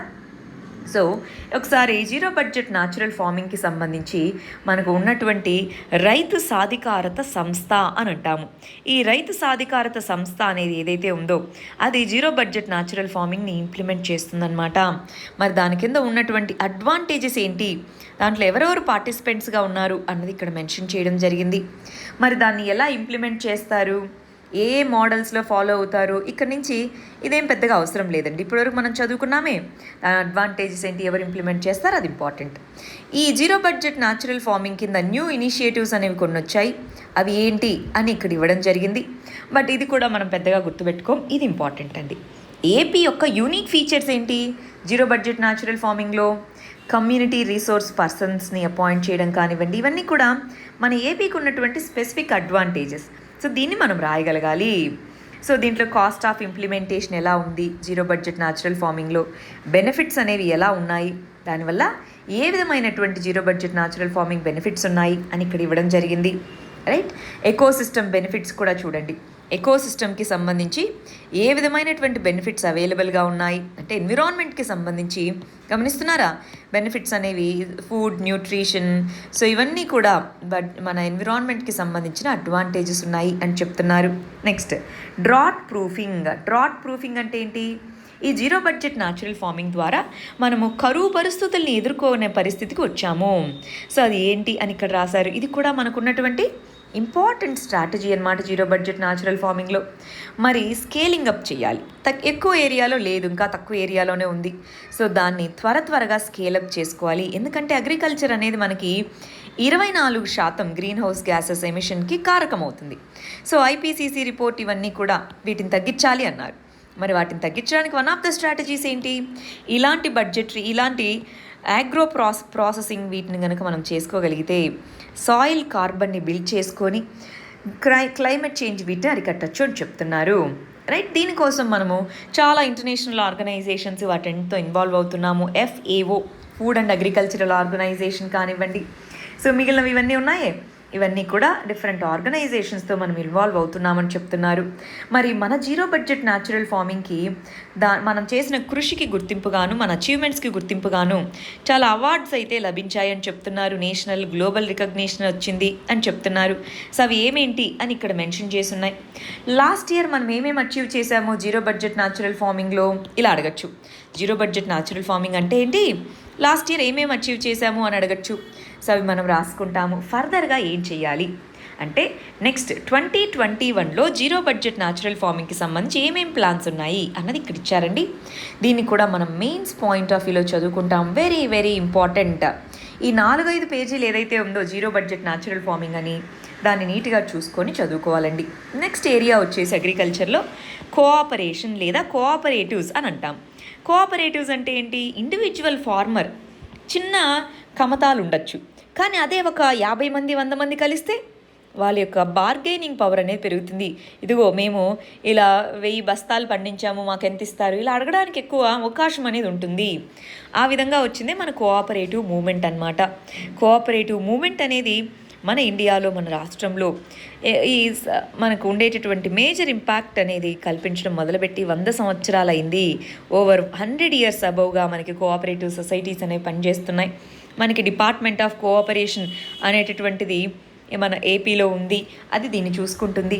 దీని కింద మనం చూసుకుంటే ఏమేమి ఉన్నాయి, రూరల్ క్రెడిట్ కోఆపరేటివ్స్, రూరల్ ఏరియాస్లో క్రెడిట్ని ప్రొవైడ్ చేసేటటువంటి రూరల్ క్రెడిట్ కోఆపరేటివ్స్ కానివ్వండి, కిసాన్ క్రెడిట్ కార్డ్స్ అన్నవి వీటి నుంచే ఇష్యూ చేయడం జరుగుతుంది. ఈ పేరైతే వినే ఉంటారా, primary agricultural credit cooperative credit societies. So ఇవి వీటిని రిలీజ్ చేస్తూ ఉంటాయన్నమాట, కిసాన్ క్రెడిట్ కార్డ్స్ అన్నవి. నెక్స్ట్ ది కోఆపరేటివ్స్కి గవర్నమెంట్ ద్వారా లోన్స్ అనేవి, కోఆపరేటివ్స్కి డైరెక్ట్గా గవర్నమెంట్ ద్వారా లోన్స్ అనేవి లభించడం జరుగుతుంది. టెనెంట్ ఫార్మర్స్కి లోన్స్ అనేవి వీటి కింద ఇస్తున్నారు. మనకి ఏపీ స్టేట్ కోఆపరేటివ్ బ్యాంక్ అనేది ఉంది, దాని కింద కౌలు రైతులకి కూడా మనకి రుణాలు అనేవి అందజేస్తున్నారు. మరి ఈ particular primary agricultural credit societies ఏవైతే ఉన్నాయో వాటిలో లాసెస్ వస్తున్నాయి. ఎందుకని కంప్యూటరైజేషన్ చేసుకోవడము, మొత్తం ఎండ్ టు ఎండ్ ప్రాసెస్ని, వాటికి సంబంధించినటువంటి డీటెయిల్స్ అన్నిటినీ ఆన్లైన్లో పొందుపరచడము, వాటన్నిటిని national credit cooperative development council దీనికి రిపోర్ట్ లాగా ఇవ్వడము, ఇవన్నీ చేస్తున్నారని చెప్తున్నారు. అది కాకుండా మనకు ఒక ప్రాజెక్ట్ ఉంది, ఇంటిగ్రేటెడ్ కోఆపరేటివ్ డెవలప్మెంట్ ప్రాజెక్ట్ అని అంటాము. ఈ ప్రాజెక్ట్ అనేది మనకి డిపార్ట్మెంట్ ఆఫ్ కోఆపరేటివ్స్ అనేది ఇంప్లిమెంట్ చేస్తుందన్నమాట. నేషనల్ కోఆపరేటివ్ డెవలప్మెంట్ కార్పొరేషన్ అనే దాని యొక్క సహకారంతో దీన్ని ఇంప్లిమెంట్ చేస్తున్నాము, ఇంటిగ్రేటెడ్ కోఆపరేటివ్ డెవలప్మెంట్ అన్న దాంతో. రైట్, అవి కాకుండా మనకి మార్కెటింగ్ కోఆపరేటివ్స్, ఇందాక క్రెడిట్ కోఆపరేటివ్స్, ఇది మార్కెటింగ్ కోఆపరేటివ్స్ అన్నమాట. సో మార్కెటింగ్ చేసుకోవడానికి ఇది మనకి యూజ్ అవుతుంది అంటున్నారు. ఇక్కడ మనం ఒక విషయం గమనించండి, మార్క్ ఫెడ్ అని అంటాం. ఎప్పుడన్నా విన్నారా ఈ పేరు? మార్కెటింగ్ ఫెడరేషన్ అనేటటువంటిది కోఆపరేటివ్ మార్కెటింగ్ సొసైటీస్ అన్నిటికీ కూడా ఇది అపెక్స్ ఆర్గనైజేషన్, హెడ్ ఆర్గనైజేషన్ లాగా అనమాట. సో అన్నిటికీ కూడా మార్కెటింగ్ చేపట్టేందుకు దీన్ని తీసుకొని రావడం జరిగింది. మరి ఏపీ స్టేట్ కోఆపరేటివ్ యూనియన్ ఇవన్నీ కూడా దీని కింద ఉన్నాయని చెప్తున్నారు. సో ఇంక ఇవన్నీ కూడా ఒకసారి జస్ట్ చూసుకోవడమే, పెద్దగా డీటెయిల్స్కి ఏం వెళ్ళాల్సిన అక్కర్లేదన్నమాట. Right, next horticulture. హార్టికల్చర్ అంటే ఏంటి, ఫ్రూట్స్ వెజిటేబుల్స్ వీటిని పండించేదాన్ని హార్టికల్చర్ అంటాము. మనకి క్రాపింగ్ ప్యాటర్న్ అన్నది మన ఏపీలో హార్టికల్చర్ సెక్టార్ వైపుగా ముందుకు వెళ్తుంది. ఏపీని మేజర్ హార్టికల్చరల్ హబ్గా తీసుకొని రావాలి. ఎందుకంటే దానికి ఉన్న ప్రైసెస్ కానివ్వండి ఇవన్నీ ఎక్కువ, క్లైమేట్ చేంజ్ని, గ్లోబల్ వార్మింగ్ని దీంతో అరికట్టవచ్చు మనము. సో ఇవన్నీ కూడా దీనికి ఉండడంతో ఫార్మర్ సెంట్రిక్ ప్రోగ్రామ్స్ హార్టికల్చర్లో ప్రమోట్ చేసేందుకు గాను గవర్నమెంట్ అనేది ముందుకు వెళ్తుంది అని చెప్తున్నారనమాట. హార్టికల్చర్లో చూడండి, fruits, vegetables, flowers, plantation crops, spices, medicinal plants అవన్నీ కూడా మనం పండిస్తూ ఉంటామన్నమాట. సో హార్టికల్చర్లో మన స్టేట్ అనేది ముందుకు వెళ్తుంది అని చెప్తున్నారు. మరి హార్టికల్చర్కి సంబంధించి చూడండి, కొన్ని పర్టికులర్ వీటిలో మనం ఫస్ట్ పొజిషన్లో ఉన్నాం. దేంట్లో oil palm, papaya, lime, chillies వీటిలో. కొన్నిట్లో సెకండ్ పొజిషన్లో ఉన్నాము, మ్యాంగో, స్వీట్ ఆరెంజ్ వీటిలో. మరి మనము ఈ హార్టికల్చర్ సెక్టార్ని పెంపొందించేందుకు ఉన్నటువంటి స్ట్రాటజీ ఏంటి? వెరీ ఇంపార్టెంట్, మెయిన్స్ క్వశ్చన్లో అడగచ్చు. ఫార్మ్ ఇన్కమ్స్ని పెంచాలి, క్రాప్ వెరైటీస్ని, వీటన్నిటిని ప్రమోట్ చేస్తూ మనము ఈ హార్టికల్చర్ సెక్టార్ని ముందుకు తీసుకెళ్ళాలి అనుకుంటున్నామన్నమాట. అచీవ్మెంట్స్ అంటే లాస్ట్ ఇయర్ మనము హార్టికల్చర్ సెక్టార్లో ఏమేమి అచీవ్ చేశాము? సో ఇది కూడా క్వశ్చన్గా రావచ్చా, ప్రిలిమ్స్లో కూడా అడగచ్చా? సో ఇది ఒకసారి చూసుకోవాలి. సో దీనికి సంబంధించి ఏమేమి స్కీమ్స్ ఉన్నాయి, మైక్రో ఇరిగేషన్ అనేది చాలా ఇంపార్టెంట్ హార్టికల్చర్కి సంబంధించి. సో దాన్ని ప్రమోట్ చేయడము, ఇక్కడ చాలా ఉన్నాయి చూస్తున్నారా. Srini food park, food processing అనేది ఇంపార్టెంట్. వెజిటేబుల్స్ ఉన్నాయి లేదా ఫ్రూట్స్ ఉన్నాయి, వాటిని ప్రాసెస్ చేయాలి. సో ఈ మాండలెస్ అనేటటువంటిది, ఇవన్నీ కూడా ప్లాంట్స్ అన్నమాట. సో వీటన్నిటినీ కూడా మనం ప్రమోట్ చేస్తూ ఉన్నాము. ఎక్స్పోర్ట్స్ని పెంచడము, ఇవన్నీ కూడా లాస్ట్ ఇయర్ తీసుకున్న మెజర్స్.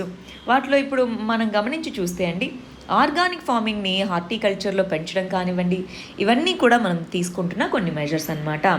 రీసెంట్గా పోస్ట్ హార్వెస్ట్ ఇన్ఫ్రాస్ట్రక్చర్ అంటే మనము ఇన్ఫ్రాస్ట్రక్చర్ని క్రియేట్ చేయాలా. ఫ్రూట్స్, వెజిటేబుల్స్ అవి పెరిషబుల్ అంటే ఏంటి? త్వరగా పాడైపోతాయి. సో అందుకని వాటి కోసం ఇన్ఫ్రాస్ట్రక్చర్ అనేది బిల్డ్ చేయడం జరిగింది అని చెప్తున్నారనమాట. నెక్స్ట్ ఇది ఇంపార్టెంట్ అండి, హోలిస్టిక్ డెవలప్మెంట్. హార్టికల్చర్ని హోలిస్టిక్గా డెవలప్ చేయడానికి ప్రోగ్రామ్స్ ఇంప్లిమెంట్ చేస్తుంది మన ఏపీ అని చెప్తున్నారు. సో వాటిలో గమనించండి ఏమేమి ఉన్నాయో. ప్రధానమంత్రి కృషి సించాయ్ యోజన, హార్టికల్చర్ని పెంపొందించడానికి ఉన్న ప్రోగ్రామ్స్. ప్రధానమంత్రి కృషి సించాయ్ యోజన, ఇది ఇరిగేషన్కి. ఇక్కడ mission for integrated development of horticulture, Rashtriya Krishi Vikas Yojana, ఇవన్నీ కూడా దానికి సంబంధించినవి. ఇంకా చూడండి, నేషనల్ ఫుడ్ సెక్యూరిటీ మిషన్. ఈ నేషనల్ ఫుడ్ సెక్యూరిటీ మిషన్ కింద ఈ ఆయిల్ పామ్ అనేటటువంటిది ఏదైతే ఉందో దాన్ని మనము పెంచడం కానివ్వండి. ఇంకా ఏమేమి ఉన్నాయో చూడండి. ప్రమోషన్ ఆఫ్ హార్టికల్చరల్ యాక్టివిటీస్, దానికోసం అని చెప్పేసి స్టేట్ లెవెల్ ప్లాన్ అన్నది తీసుకొని రావడము. ఇవన్నీ కూడా మనం హార్టికల్చర్ డెవలప్మెంట్ కోసం ఏపీలో తీసుకున్న measures. Very very important mains క్వశ్చన్స్కి, రైట్. సో ఇక్కడ ఒకసారి ఏమేమి అచీవ్మెంట్స్ ఉన్నాయని నీట్గా ఒక టేబుల్ ఫామ్లో ఇచ్చారు. గుర్తుపెట్టుకోకపోయినా ఇక్కడున్న పదాలు అయితే చూసుకోవాలి, రైట్. నెక్స్ట్ సో ఏమేమి హైలైట్స్ ఉన్నాయని ఇక్కడ ఇవ్వడం జరిగిందండి. నెక్స్ట్ ఇంపార్టెంట్ ఏరియా వచ్చేసి యానిమల్ హస్బెండరీ, పశు పోషణ అని పిలుస్తూ ఉంటారు. లైవ్ స్టాక్ సెక్టార్ అనేది మన ఏపీకి చాలా ఇంపార్టెంట్ సోర్స్ అన్నమాట. ఎందుకని? గ్రోత్కి ఇది ఎక్కువ కాంట్రిబ్యూట్ అనేది చేస్తుంది ఎకానమీకి. అగ్రికల్చర్లో లైవ్ స్టాక్ సెక్టార్ అనేది మేజర్ కాంట్రిబ్యూటర్గా ఉందన్నమాట. ఇంక్లూజివ్ గ్రోత్, సమ్మిళిత వృద్ధి అంటాము. ఇంక్లూజివ్ గ్రోత్ రావాలి అంటే ఖచ్చితంగా లైవ్ స్టాక్ అనేది ఉండాలి అని చెప్తూ ఉంటారు. ఎందుకని? ఇప్పుడు ఫార్మింగ్ ఉందండి, దానికి మధ్యలో కొన్ని రోజుల వరకు ఇన్కమ్ ఏముండదు. ఆ చెట్లు పెరగాలి, మొక్కలు పెరగాలి, క్రాప్ రావాలి, అది అమ్మాలి. ఈ మధ్యకాలంలో ఏం చేస్తారు? అదే కనుక పౌల్ట్రీ, బఫెలో ఇవన్నీ ఉన్నాయనుకోండి, కంటిన్యూస్ సోర్స్ ఆఫ్ ఇన్కమ్గా ఉంటుంది. సో ఇంక్లూజివ్ గ్రోత్ గాను కంటిన్యూస్ సోర్స్ ఆఫ్ ఇన్కమ్ గాను ఇది మనకు ఉపయోగపడుతుంది. ఇదిగోండి మన స్టేట్కి సంబంధించి మిల్క్, మీట్ అండ్ ఎగ్, ఇవి గ్రోత్కి డ్రైవర్స్గా ఉన్నాయి, ఎక్కువ గ్రోత్ని డ్రైవ్ చేస్తున్నాయని చెప్తున్నారు. మిల్క్ అన్నది సింగిల్ లార్జెస్ట్ కమోడిటీ అన్నమాట ఎకానమీని పెంచడంలో, రైట్. సో లైవ్ స్టాక్ యొక్క పరిస్థితి ఎలా ఉంది అని మనం గమనించి చూస్తే, ఎగ్ ప్రొడక్షన్లో మనం ఫస్ట్ పొజిషన్లో ఉన్నాం, మీట్ ప్రొడక్షన్లో ఫోర్త్ పొజిషన్లో ఉన్నాం, మిల్క్ ప్రొడక్షన్లో ఫోర్త్ ప్రొడక్షన్లో ఉన్నాము. దీన్ని ప్రిలిమ్స్లో అడగచ్చు అనమాట, జాగ్రత్తగా చూసుకోవాలి. నెక్స్ట్ మనకున్నటువంటి పశు సంపద ఎలా ఉంది? మనకి డైరెక్టరేట్ ఆఫ్ యానిమల్ హస్బెండరీ దీని కింద మనం చూస్తే ఓవరాల్గా లైవ్ స్టాక్ పొజిషన్ ఎలా ఉంది అని ఇక్కడ చెప్తున్నారనమాట. నెక్స్ట్ గమనించండి, మరి ఏమేం చేస్తున్నారు? మరి లైవ్ స్టాక్ ప్రొడక్షన్ని వీటన్నిటిని పెంపొందించాలంటున్నారు కదా. యానిమల్ హస్బెండరీని పెంపొందించడం కోసం ఏ మెజర్స్ని తీసుకుంటున్నారు ఇంతకీ మన గవర్నమెంట్ అన్నది? ఇదిగోండి, యానిమల్ హస్బెండరీ అసిస్టెంట్స్, విలేజ్ సెక్రటేరియట్లో యానిమల్ హస్బెండరీ అసిస్టెంట్స్ అన్నది అపాయింట్ చేయడము, స్టేట్ డెవలప్మెంట్ స్కీమ్స్ అన్నది తీసుకొని రావడము, dairy cooperatives, milk cooperatives, dairy కోఆపరేటివ్స్ని స్ట్రెంగ్తెన్ చేయడము. వీటన్నిటిని మనం పాయింట్స్ అండ్ హెడ్డింగ్గా రాసుకుంటూ ఉంటామండి, రైట్. నెక్స్ట్ చూడండి, livestock breeding activities, breed development యాక్టివిటీస్ని చేపట్టడము, ఫుడ్ అండ్ ఫాడర్ డెవలప్మెంట్ కోసం చర్యలు చేపట్టడము, ఫుడ్ అండ్ ఫాడర్ అంటే గడ్డి మరియు ఇవి ఉంటాయి చూసారా వాటికి. సో హెల్త్ యాక్టివిటీస్ ఇక్కడ మనకి క్షీరసాగర్ ప్రోగ్రామ్ అనేటటువంటిది ఒకటి ఉందండి. ఈ క్షీరసాగర్ అనేటటువంటి ప్రోగ్రామ్ కింద ప్రెగ్నెంట్ మరియు లాక్టేటింగ్ యానిమల్ ఏదైతే ఉందో దానికి సంబంధించి మిల్క్ ప్రొడక్షన్ని తగ్గించి సో యంగ్ కాఫ్ ఉంటుంది చూసారా దానికి మిల్క్ అవైలబుల్గా ఉండేలాగా చూడడము. నెక్స్ట్ సునందిని అనేటటువంటి స్కీమ్ అనమాట. సునందిని అంటే ఏంటి? కాఫ్ రేరింగ్ ప్రోగ్రామ్ అని అంటారనమాట. కాఫ్ రేరింగ్ ప్రోగ్రామ్ అంటే ఏంటి? మనకి ఇక్కడ వీటిని పెంచడము సునందిని అని పిలుస్తూ ఉంటాం. ఆ ప్రోగ్రామ్ అనేది కూడా మనకి ఉంది. ఇవన్నిటిని మనం ఒక్కొక్క పాయింట్గా రాసుకోవడమే డైరెక్ట్గా. ఓకే, నెక్స్ట్ చూడండి. వ్యాక్సిన్ ప్రొడక్షన్ ఏదైతే ఉందో డయాగ్నోసిస్ వీటికి సంబంధించి డిసీజ్ కంట్రోల్, యానిమల్స్లో డిసీజ్ కంట్రోల్, వ్యాక్సినేషన్ దీన్ని ప్రమోట్ చేయడము. హాస్పిటల్స్, డిస్పెన్సరీస్, వెటర్నరీ హాస్పిటల్స్, డిస్పెన్సరీస్ని పెంచడము. Dairy infrastructure, dairy sector, poultry sector వాటిలో ఇన్ఫ్రాస్ట్రక్చర్ డెవలప్మెంట్ని మరియు ప్రాసెసింగ్ ఫెసిలిటీస్ని ప్రొవైడ్ చేయడము. ఇవన్నీ కూడా మనం తీసుకున్నటువంటి మెజర్స్. నెక్స్ట్ ఇక్కడ ఒకసారి గమనించండి. మనకోడి ప్రోగ్రామ్ అంటున్నారు. మనకోడి అనేది ఏంటి? ఇక్కడ పౌల్ట్రీకి సంబంధించిందనమాట. సో ఎగ్స్ మరియు పౌల్ట్రీ మీట్ దీన్ని పెంపొందించేందుకు గాను మనకోడి అనేటటువంటి ప్రోగ్రామ్ అనేది తీసుకొని రావడం జరిగిందండి. Integrated livestock management program, very very important program అండి. Integrated livestock management program అని అంటున్నాము. ఈ integrated livestock management program కింద ఏంటి? దీన్ని scheduled caste component, scheduled tribe కాంపోనెంట్స్లో దీన్ని మనం చెప్తూ ఉంటాము. దీని కింద ఈ ప్లాన్ కింద రకరకాలైనటువంటి యానిమల్స్ని బ్యాక్వర్డ్ కమ్యూనిటీస్కి వీటికి ప్రొవైడ్ చేస్తూ ఉంటారు. నేషనల్ లైవ్ స్టాక్ మిషన్ అనేది ఉంది. ఇది ఒక మిషన్ మోడ్ ప్రాజెక్ట్ అనమాట. దీని కింద లైవ్ స్టాక్ డెవలప్మెంట్ అనేది తీసుకుంటున్నాం. దీని కిందే చాలా ప్రాజెక్ట్స్ని మనం ప్రపోజ్ చేయడం జరిగింది. నేషనల్ లైవ్ స్టాక్ మిషన్ అనే దాని కింద ప్రపోజ్ చేయడం జరిగిందని చెప్తున్నారు. మరి నెక్స్ట్ వచ్చే టైంలో ఏం చేద్దాము అని 2020-21 గాను యాక్షన్ ప్లాన్ ఏంటి అన్నది ఇక్కడ ఇవ్వడం జరిగింది. సో మిల్క్ ప్రొడక్షన్ ఎంత పెంచాలి, మీట్ ప్రొడక్షన్ ఎంత పెంచాలి, ఎగ్ ప్రొడక్షన్ ఎంత పెంచాలి అన్నటువంటి టార్గెట్స్ అనేది గవర్నమెంట్ అనేది చెప్పడం జరిగిందనమాట. నెక్స్ట్ ఓవరాల్గా దీనికోసం లైవ్ స్టాక్ కోసం తీసుకున్నటువంటి స్కీమ్స్ ఏంటి అని మనం చూస్తే ఇక్కడ గమనించాలి. National mission on bovine productivity అంటాము. So national mission on bovine productivity mission అనేది తీసుకొని రావడం జరిగింది గవర్నమెంట్ ఆఫ్ ఇండియా అన్నది. రాష్ట్రీయ గోకుల్ మిషన్ అనే దాని కింద తీసుకొని రావడం జరిగిందనమాట. మిల్క్ ప్రొడక్షన్ని వీటన్నిటిని పెంపొందించడం కోసం దీన్ని తీసుకొని రావడం జరిగింది. దాని కింద మన స్టేట్లో ఏమేం ప్రోగ్రామ్స్ని ఇంప్లిమెంట్ చేస్తున్నాము? రాష్ట్రీయ గోకుల్ మిషన్ కింద పశు సంజీవని అనేటటువంటిది, అది హెల్త్కి సంబంధించింది అనమాట.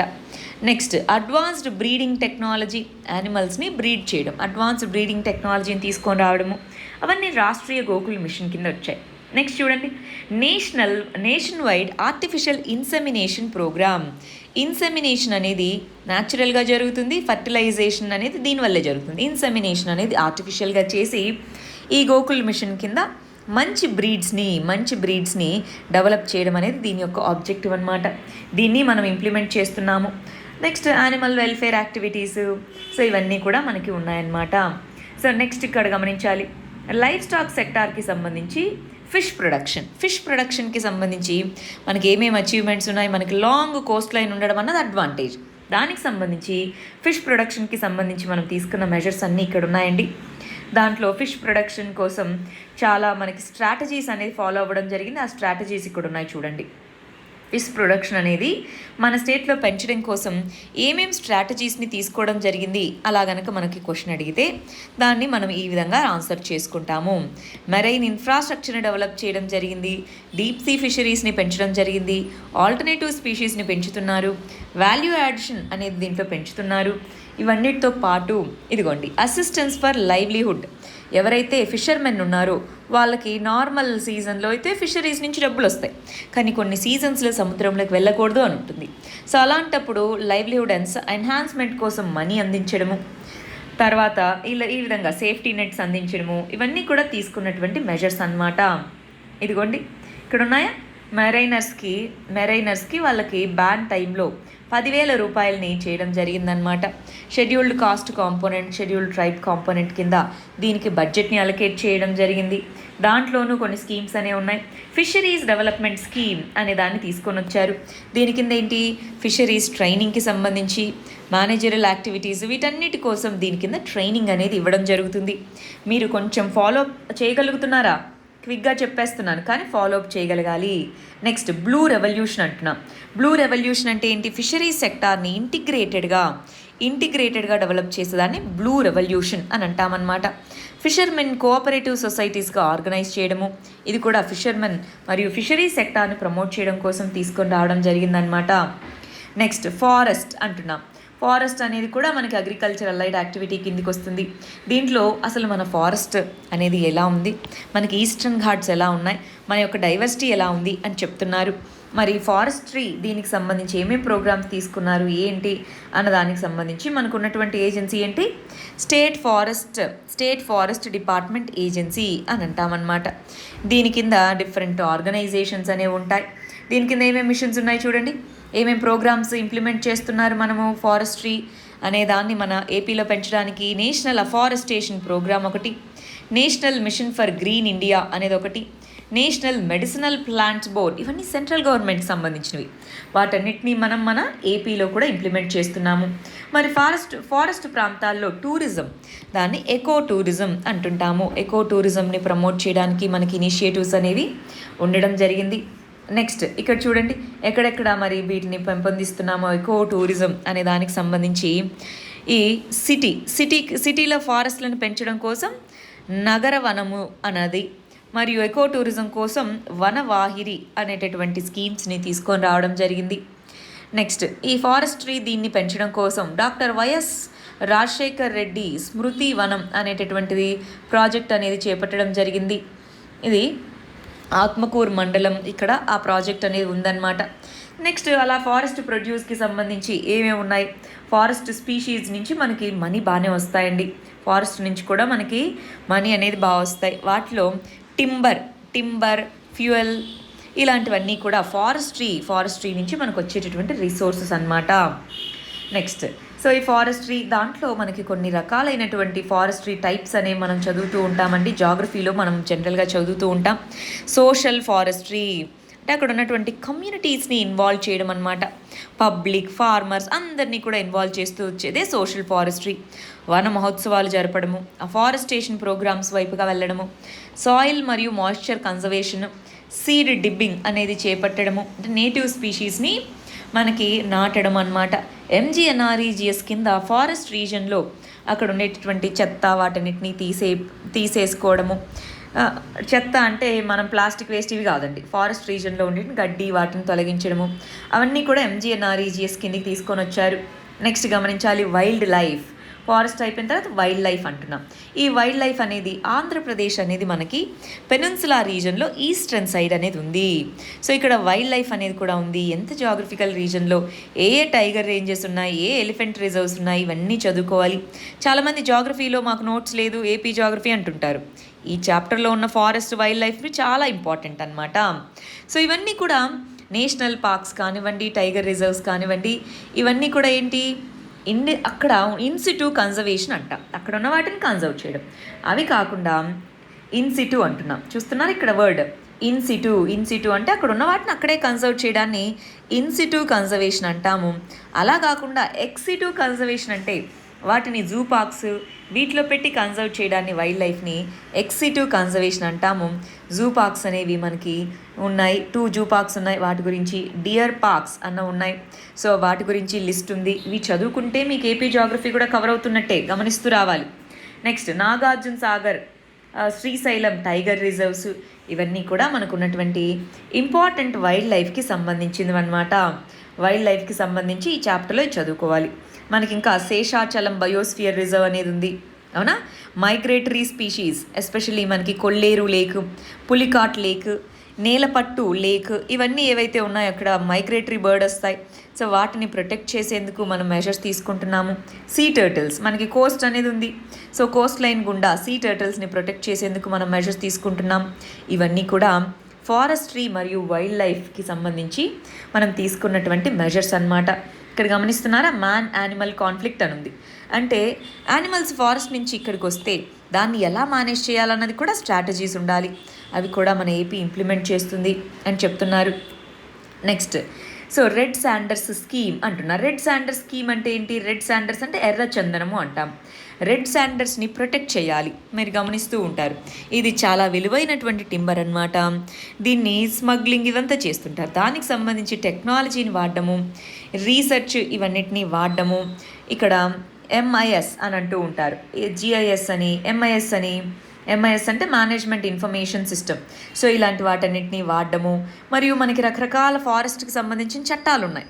సో ఆ చట్టాలన్నింటినీ వినియోగించుకొని ఫారెస్ట్ కన్జర్వేషన్ యాక్ట్ అని, కంపెన్సేషరీ ఎఫారెస్టేషన్ ఫండ్ అని, వీటన్నిటిని యూజ్ చేసుకొని మరి అక్కడ ఉన్నటువంటి చెట్లని, కొత్త వాటిని తీసుకొని రావడము, పాత వాటిని ప్రొటెక్ట్ చేయడము, అవన్నీ కూడా దీని కిందే వస్తాయన్నమాట.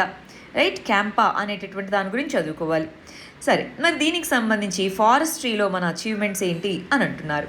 మన అచీవ్మెంట్స్ ఏమేమి ఉన్నాయి లాస్ట్ ఇయర్ అన్నది ఇక్కడ 2-3 లిస్ట్ చేసి ఉన్నాయండి. ఒకసారి అదే చూసుకోవాలి, మన అచీవ్మెంట్స్ ఏంటి లాస్ట్ ఇయర్కి సంబంధించినవి అన్నది ఇక్కడ చెప్తున్నారు అనమాట. Next, Andhra Pradesh state biodiversity board అంటే ఏంటో చెప్తున్నారు. ఆంధ్రప్రదేశ్ ఫారెస్ట్ డెవలప్మెంట్ కార్పొరేషన్ని తీసుకొని వచ్చాము. దాని కింద ఏమేమి ఆబ్జెక్టివ్స్ ఉన్నాయి, ఏ మొక్కల్ని పెంచుతున్నారు ఫారెస్ట్ డెవలప్మెంట్ కార్పొరేషన్ అన్నది అది ఇక్కడ ఇవ్వడం జరిగిందనమాట. మనకి ఎన్ని హెక్టేర్స్లో ఎంతెంత మొక్కలు పెంచుతున్నారు అన్నది ఇక్కడ ఉన్న ఇంపార్టెంట్ విషయం అనమాట. సరే, నెక్స్ట్ ఏంటి, నెక్స్ట్ ఏముందో ఒకసారి చూద్దామా. ఇవంతా ప్లాంటేషన్స్కి వీటన్నిటికి సంబంధించి, ఇవేం మనం గుర్తుపెట్టుకోవాల్సిన అవసరం లేదు. రైట్, ఇక్కడ చాలా పేజెస్ ఉందండి, ఈ చాప్టర్ చాలా పేజెస్ ఉంది. సో మనం అంతా గుర్తుపెట్టుకోవాల్సిన అక్కర్లేదు, ఏదేది ఇంపార్టెంటో చూసుకుంటాం. సెరీకల్చర్ అంటున్నాం. సెరీకల్చర్ అంటే పట్టు పురుగుల్ని పెంచడము అంటామన్నమాట. ఈ సెరీకల్చర్ అనేది కూడా labour intensive activity, agro based activity అన్నమాట. ఇది కూడా మనకి ఎక్కువ ఎంప్లాయ్మెంట్ని జనరేట్ చేసే సెక్టార్ కాబట్టి ఇది మనకి చాలా చాలా ఇంపార్టెంట్. దీన్ని ప్రమోట్ చేయాలి అని చెప్తూ ఉంటారు. సో సెరీకల్చర్ ఎలా ఉంది, సిల్క్ అన్నమాట. కర్ణాటక తర్వాత సెకండ్ లార్జెస్ట్ సిల్క్ ప్రొడ్యూసర్ మనమే. సో దాని గురించి ఒకసారి జస్ట్ బ్రీఫ్గా చూసుకుంటాం, దీంట్లో డీటెయిల్స్కి ఏం వెళ్ళమన్నమాట. కర్ణాటక తర్వాత సెకండ్ లార్జెస్ట్ ప్రొడ్యూసర్స్ మనమే అన్నది ప్రిలిమ్స్ పాయింట్ ఆఫ్ వ్యూలో చూసుకుంటే అయిపోతుంది. దీనికి డీటెయిల్స్ ఏం అక్కర్లేదు. నెక్స్ట్, దీని కింద ఏమైనా ప్రోగ్రామ్స్ కొత్తగా వచ్చాయా ఏంటి అన్నవి చూసుకుంటే సరిపోద్ది అనమాట. రైట్, ఇవి మనకి అగ్రికల్చర్లో ఉన్నటువంటి ఇంపార్టెంట్. లాస్ట్ వచ్చేటప్పటికి agri marketing, very very important. Agricultural marketing అంటే మనం పండిస్తే సరిపోద్దా, దాన్ని మార్కెట్ కూడా చేయాలి. దానికోసం అగ్రికల్చరల్ మార్కెటింగ్ అనే దాన్ని తీసుకొని రావడం జరిగిందండి. ఇది ఇంపార్టెంట్ వాల్యూ చైన్ని ప్రొవైడ్ చేస్తుందన్నమాట. ఈ అగ్రి మార్కెట్ చైన్లో మనకి ఆన్లైన్ పేమెంట్ సిస్టమ్ని ప్రమోట్ చేయడము, చూస్తున్నారా ఇక్కడ ఈనామ్ని ప్రమోట్ చేయడము, వీటన్నిటిలోనూ మన ఏపీ అన్నది బెస్ట్ పొజిషన్లో ఉంది. అగ్రికల్చరల్ మార్కెటింగ్లో ఉన్నటువంటి అచీవ్మెంట్స్ ఏంటి అలా అడిగినప్పుడు రాయగలగాలి. ఈనామ్ కింద కొరకు రాయగలగాలన్నమాట. దాంట్లో గుంటూరు మార్కెట్ యార్డ్ ఏదైతే ఉందో దాంట్లో మనము ఎక్కువ ప్రొడ్యూస్ చేసిన వాటిలో ఎక్కువ ఓవరాల్ ట్రాన్సాక్షన్స్ చేస్తున్న వాటిలో మనం ఫస్ట్ ఉన్నామని చెప్తున్నాము. So inter mandi trade, mandi మధ్య ట్రేడ్ కూడా ఈనామ్తో మనకి పాసిబుల్ అవుతుందన్నమాట. సో అవన్నీ ఒకసారి చూసుకుంటూ రావాలి, దీంట్లో ఏమేమి ఉన్నాయి. సో దానికోసం ఏమేమి స్కీమ్స్ ఉన్నాయి, దాంట్లో మనకున్న స్కీమ్స్ ఏంటి, కాటన్ ప్రొక్యూర్మెంట్కి ఏమేమి స్కీమ్స్ ఉన్నాయి, ఏమేమి ప్రొక్యూర్ చేస్తున్నాము అని రాసుకుంటాము. ఫైనల్గా యాక్షన్ ప్లాన్ ఏంటి, ఓవరాల్గా ఈ మార్కెటింగ్కి సంబంధించిన యాక్షన్ ప్లాన్ ఏంటి అన్నది ఇక్కడ చూసుకుంటాం. అగ్రికల్చరల్ మార్కెట్ ప్లాన్ ఇది అగ్రికల్చర్కి సంబంధించిందనమాట. దీంట్లో ఉన్న చాలా పాయింట్స్ని మనం మెయిన్స్లో యూజ్ చేసుకోవాలి. చాలా క్వశ్చన్స్ ప్రిలిమ్స్ నుంచి అడగచ్చు. మరి ప్రాక్టీస్ క్వశ్చన్స్ చూద్దామా. సరే, ఈ చాప్టర్కి సంబంధించిన ప్రిలిమ్స్ క్వశ్చన్స్ని సాల్వ్ చేద్దామా.